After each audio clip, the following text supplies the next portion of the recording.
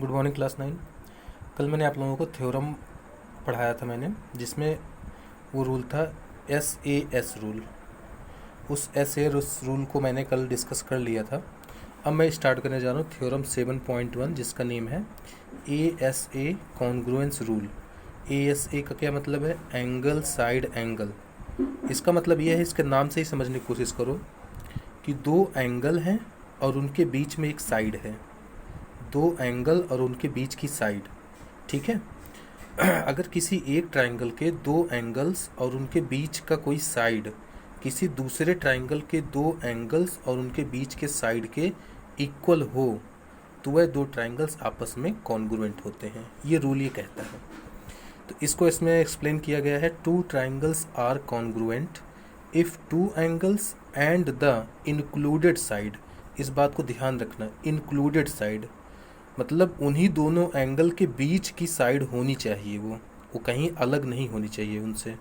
Of one triangle are equal to two angles and the included side of other triangle, तब वे दो triangles आपस में क्या हो जाएंगे? कॉन्ग्रुएंट हो जाएंगे। जैसे यहाँ पे देखो, ये एंगल B है, ये एंगल C है।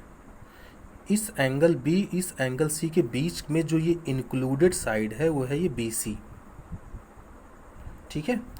एंगल B और एंगल C के बीच की इंक्लूडेड साइड है ये वाली BC। उसी तरीके से यहाँ पे एंगल E है, यहाँ पे एंगल F है, इनके बीच की इंक्लूडेड साइड है EF। तो इसीलिए ये रूल इन दोनों ट्राइंगल्स पे लगेगा। अगर ये EF और ये BC आपस में इक्वल ना होते, सपोज ये BC इस DF के इक्वल होता, तब ये कॉन्ग्रुएंसी इसमें अप्लाई नहीं होती, बिकॉज BC तो यहाँ पे इंक्लूडेड है, बट ये DF जो है इसमें इंक्लूडेड नहीं होता है ना, क्योंकि यहाँ पे एंगल E और एंगल F की बात हो रही थी। एंगल B एंगल E के इक्वल है, एंगल C एंगल F के इक्वल है। अब इन्हीं दोनों एंगल्स के बीच की साइड भी इक्वल होनी चाहिए, ठीक है। अगर सपोज ये BC इस DF के इक्वल हो जाता, EF के इक्वल ना होता, तब क्या ट्राइंगल कॉन्ग्रुएंट माना जाता? तब ये ट्राइंगल कॉन्ग्रुएंट नहीं माना जाता, क्योंकि ये E और F के इंक्लूडेड DF है ही नहीं। तो बेटा इस फिगर से हमें ये पता चल रहा है कि here angle B is equals to angle E, angle B और एंगल E इक्वल है। Angle C is equals to angle F, angle C और एंगल F इक्वल है। और BC is equals to BC and EF, BC is equals to EF। तो ये तीन चीज़ें हमें इक्वल में मिल गई, और हमें ASA इस रूल के अकॉर्डिंग हम लोग बोल सकते हैं कि here triangle ABC is congruent to triangle DEF। और ये किस रूल से मैंने बोला? ASA रूल से। जैसा मैंने कल बताया था कि जब भी दो ट्राइंगल्स कॉन्ग्रुएंट होते हैं तो उनके CPCT इक्वल होते हैं। कॉन्ग्रुएंस पार्ट ऑफ, है ना, क्या वो corresponding part of congruence triangle, ये आपस में इक्वल होते हैं। अब पार्ट्स में दोनों आ जाते हैं, साइड और एंगल दोनों। तो यहाँ से भी हम लोग चाहें तो मैच करा सकते हैं। यहाँ से एंगल A एंगल D के इक्वल होगा, एंगल B एंगल E के इक्वल होगा, एंगल C एंगल F के इक्वल होगा। और अगर साइड की बात करें तो AB DE के इक्वल होगा, BC EF के इक्वल होगा, CA FD के इक्वल होगा। तो ये चार बातें आपको याद रखनी है जो मैंने कल भी बताया था, ठीक है। थ्योरम 7.1 जो है बेटा ASA कॉन्ग्रुएंसी रूल को बताता है, और इस अकॉर्डिंग हम लोग CPCT को भी इक्वल कर सकते हैं। तो सिंपली अगर मैं लिखना चाहूँ एंगल को, तो मैं लिखूँगा CAB। अगर मैंने यहाँ CAB लिखा है तो यहाँ क्या लिखूँगा? Angle FDE। उसी तरीके से अगर मैं यहाँ लिख रहा हूँ ABC, एंगल ABC, तो यहाँ क्या लिखूँगा? DEF। और तीसरा अगर मैं लिखना चाहता हूँ BCA, तो यहाँ क्या लिखूँगा? EFD। तो ये तो हो गई एंगल की बात। साइड में देख लो, AB is equals to DE, BC is equals to EF, और C A is equals to F D. तो ये बेटा हमारे पास 6 पार्ट्स आ गए हैं जो आपस में क्या है, इक्वल है। अब कुछ क्वेश्चन सॉल्व कर लेते हैं बेटा जो आपकी एक्सरसाइज में दिए हुए हैं। Line segment A B is parallel to another line segment C D. ये जो लाइंस है ए बी और ये सी डी आपस में क्या है, पैरेलल हैं। O is the mid point of A D. ध्यान रखना ए डी का क्या है, मिड पॉइंट है ये ओ, मतलब ए डी को 2 इक्वल पार्ट्स में डिवाइड कर रहा है, मतलब ओ ए और ओ डी आपस में इक्वल हो जाएंगे।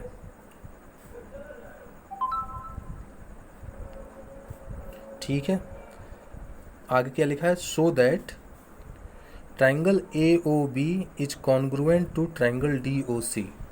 हमारे पास 2 ट्राइंगल हैं ए ओ बी और डी ओ सी।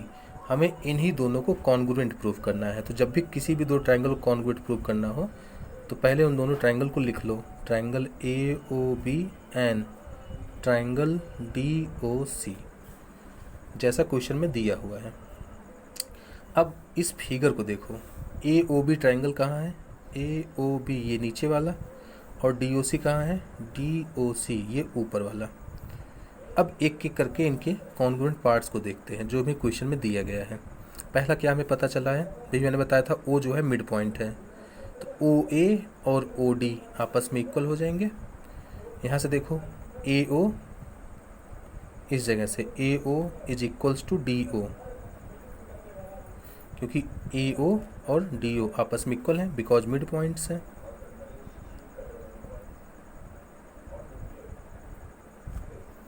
उसके बाद ये वाला एंगल, ये वाला एंगल और ये वाला एंगल आपस में इक्वल होगा। क्यों, क्योंकि सी डी और ए बी पैरेलल हैं और उनको ये ए डी जो है कट कर रहा है, ए डी कट कर रहा है, इस वजह से क्या हो जाएगा बेटा, इनके अल्टरनेट इंटीरियर एंगल्स इक्वल हो जाएंगे। तो ये वाला एंगल चाहे इसको मैं सी डी ओ पढ़ूँ और इस वाले एंगल को मैं बी ए ओ पढ़ूँ, वो तो इसमें से देख के पता चलेगा, है ना। तो मैं यहाँ से, हमें लाना है डी एंगल को, तो मैं क्या लिखूँगा, सी डी ओ। तो यहाँ लिख रहा हूँ angle C D O, D जो है मिडिल में है, इज इक्वल्स टू, मुझे इस नाम के अकॉर्डिंग ही इसको रखना है। और यहाँ पे मुझे सेंटर में लाना है ए को, और ए कब आएगा, बी ए ओ में, एंगल बी ए ओ में, है ना। देखो इस नाम के अकॉर्डिंग बी ए ओ आ रहा है और इस नाम के अकॉर्डिंग सी डी ओ आ रहा है, सही जा रहे हैं हम लोग। एक तो हो गई एंगल की बात, एक और एंगल हमें चाहिए। अब देखो ये वाला एंगल और ये वाला एंगल आपस में इक्वल होंगे बिकॉज वर्टिकली अपोजिट एंगल हैं। अब इन दोनों एंगल को इक्वल करना है तो मुझे ओ को मिडिल में रखना है, सी ओ डी बोलूँ या डी ओ सी बोलूँ, एक ही बात है। और चाहे ए ओ बी बोलूँ चाहे बी ओ ए बोलूँ, एक ही बात है। अब देखो लेकिन हमें नाम से देखना है, तो मैं क्या कर रहा हूँ, मैं यहाँ से ए ओ बी बोल रहा हूँ, A O B, angle A O B is equals to, यहाँ से मैं ए ओ बी गया हूँ तो मुझे भी उसी तरीके से यहाँ भी चलना है, तो मैं यहाँ लिखूँगा डी ओ सी, ओ को मिडिल में रखना है बस। सी डी ओ नहीं कर सकता था, सी ओ डी नहीं कर सकता था। अगर कोई ये सोच रहा हो कि सर इसको डी ओ सी की जगह सी ओ डी कर दो, क्योंकि हमें इनके नाम से ही इसको फॉरवर्ड करना है, नाम में चेंज नहीं करना है हमें, इनके एंगल के क्या बोलते हैं ऑर्डर को चेंज नहीं करना है। तो देखो एक साइड है, 2 एंगल हैं, ठीक है। तो यहाँ पे एक साइड 2 एंगल तो आपस में इक्वल हो गए, तो क्या कह सकते हैं, ए एस ए रूल से ये दोनों ट्रायंगल आपस में क्या हो जाएंगे, कॉन्ग्रुएंट हो जाएंगे। इसके लिए सामने लिख देना वर्टिकली अपोजिट एंगल।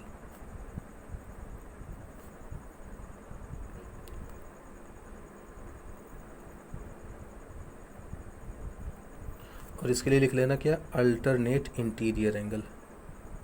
जगह कम है, मैं बोल दे रहा हूँ, आप लोग लिख लेना अल्टरनेट इंटीरियर एंगल।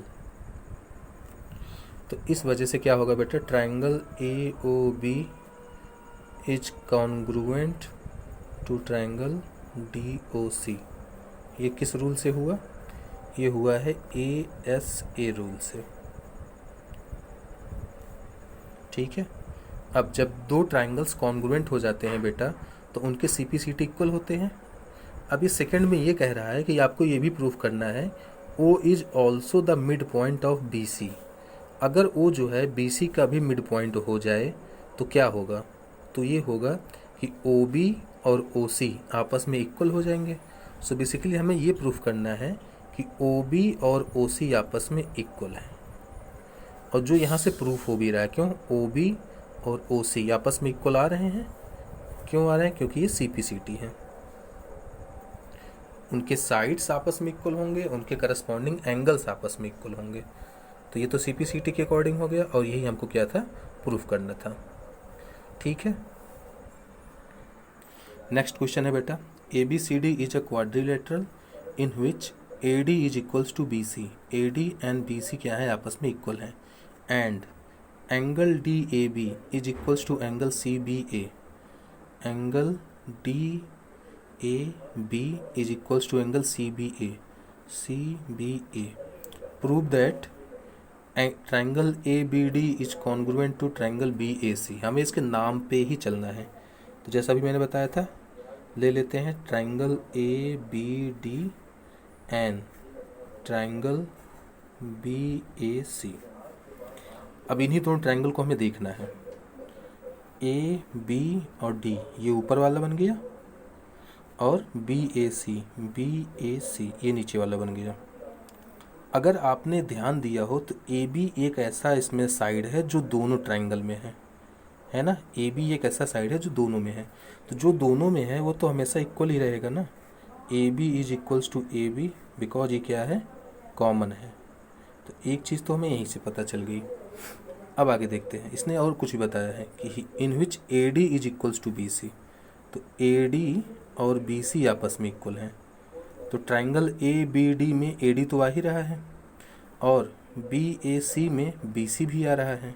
तो हम लोग ये बोल सकते हैं, यहाँ से देखो AD और यहाँ से देखो BC, तो मैं सिंपली लिख सकता हूँ AD is equals to BC। यहाँ लिख देंगे, ये गिवन था क्वेश्चन में ही। ठीक है, दो साइड हो गई। अब हमें एक एंगल चाहिए होगा और एंगल भी इसने कहीं ना कहीं दे ही रखा है। एंगल DAB, ध्यान से देखो DAB ये वाला पूरा angle is equals to CBA ये वाला पूरा एंगल। अब इसको क्वेश्चन में देख लेते हैं, क्या दिया है DAB और यहाँ क्या दिया है CBA मतलब सही जा रहे हैं हम लोग। DAB is equals to angle CBA और ये भी क्या था, गिवन था। तो बेटा एक दो साइड एक एंगल, तो ये कौन सा रूल बन रहा है, ASA रूल से। तो हम लोग कह सकते हैं कि triangle ABD is congruent to triangle BAC किस रूल से, SAS रूल से। SAS रूल से, दो साइड एक एंगल, तो SAS रूल लग गया, हमने प्रूफ कर दिया। अब सेकंड में कह रहा है कि BD is equals to AC, ये प्रूफ करना है। तो बेटा जब भी दो ट्राइंगल्स कॉन्ग्रुएंट होते हैं तो उनके CPCT इक्वल होते हैं, मतलब उनकी करस्पॉन्डिंग साइड्स इक्वल होंगी। तो BD और AC इक्वल हैं क्या, यहाँ देखो, यहाँ से BD और यहाँ से AC सेम प्लेसेस पे हैं, तो मैं सिंपली कह सकता हूँ कि BD is equals to AC। और इसके लिए क्या मैं बताऊँगा, इसके लिए मैं बताऊँगा CPCT या फिर corresponding part of congruent triangle. Third ये क्या कह रहा है प्रूफ करने के लिए, angle ABD is equals to angle BAC। क्या इस ट्राइंगल में एंगल ABD आ रहा है, यस एंगल ABD आ रहा है इसमें। Angle ABD is equals to BAC ये भी इसमें आ रहा है। तो बेटा ये भी क्या है, CPCT ही तो है, साइड और एंगल ही तो CPCT आते हैं। तो ये भी किससे प्रूफ हो गया, CPCT से। तो बेटा इस तरीके से जो भी क्वेश्चन आपको मिलेंगे उनका हिंट आपको क्वेश्चन में ही दिया रहेगा, आपको बस दिमाग लगाना है, उसको सॉल्व करना है।